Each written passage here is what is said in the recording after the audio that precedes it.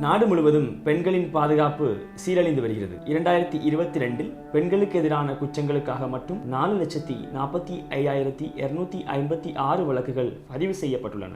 இது ஒரு மணி நேரத்துக்கு கிட்டத்தட்ட 51 எஃப்ஐஆர்களுக்கு சமம். இந்தியாவில் 2022ஆம் ஆண்டில் மட்டும் மொத்தம் 31,516 பாலியல் வன்கொடுமை வழக்குகள் பதிவாகியுள்ளது. இது ஒரு நாளைக்கு சரியாக 86 பாலியல் வன்கொடுமை வழக்குகள் ஆகும். இந்த வழக்குகளில் தண்டனை பெற்றவர்களின் விகிதம் வெறும் 27% மட்டுமே. பாஜக எம்எல்ஏ குல்தீப் சிங்காக இருந்தாலும் சரி அல்லது பில்கிஸ் பானோ வழக்காக இருந்தாலும் சரி, குற்றவாளிகளை முன்கூட்டியே விடுதலை செய்ய மோடி அரசு ஒப்புதல் அளித்தது. பாஜக எம்பி பிரிஜ்பூஷன் சிங் இந்திய மல்யுத்த கூட்டமைப்பின் தலைவராக இருந்தபோது மல்யுத்த வீரர்களுக்கு பாலியல் துன்புறுத்தல் மற்றும் மிரட்டல் விடுத்திருக்கிறார். இதற்கு எதிராக ஜனவரி 2023 பல சாம்பியன் மல்யுத்த வீரர்கள் இந்த நடத்தைக்கு எதிராக போராட்டத்தை தொடங்கினார்கள். மல்யுத்த வீரர்கள் அவர்களுடைய பதக்கங்களையும் விருதுகளையும் திரும்ப கொடுக்கும் நிலைக்கு சென்ற பிறகும் அவர்களுக்கு நீதி கிடைக்கவில்லை.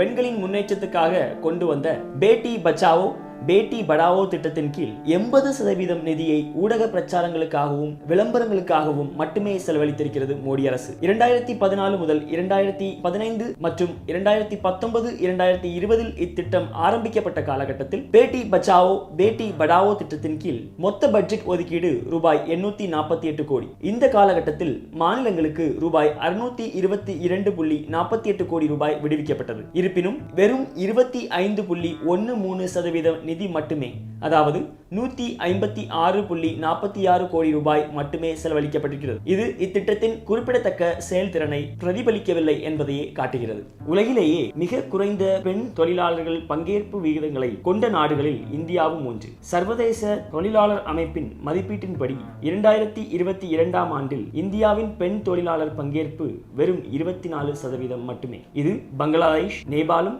மற்றும் இலங்கை போன்ற அண்டை நாடுகளை விட மிக குறைவு. யூபிஏ காலத்தில் ரூபாய் 410 இருந்த காஸ் சிலிண்டரின் விலை 2024 ரூபாய் 903 உயர்ந்துள்ளது. இது 2 மடங்கு அதிகமாகும். பிரதான் மந்திரி உஜ்வாலா யோஜனாவின் ஒவ்வொரு 4 பயனாளிகளில் ஒருவர் கடந்த 2022-2023 நிதியாண்டில் எந்த சிலிண்டரையும் எடுக்கவில்லை அல்லது ஒரு ரீஃபில் எடுத்துள்ளனர். அதனால் பல கிராமப்புற குடும்பங்கள் பயனடையாமல் இருப்பதில் ஆச்சரியமில்லை.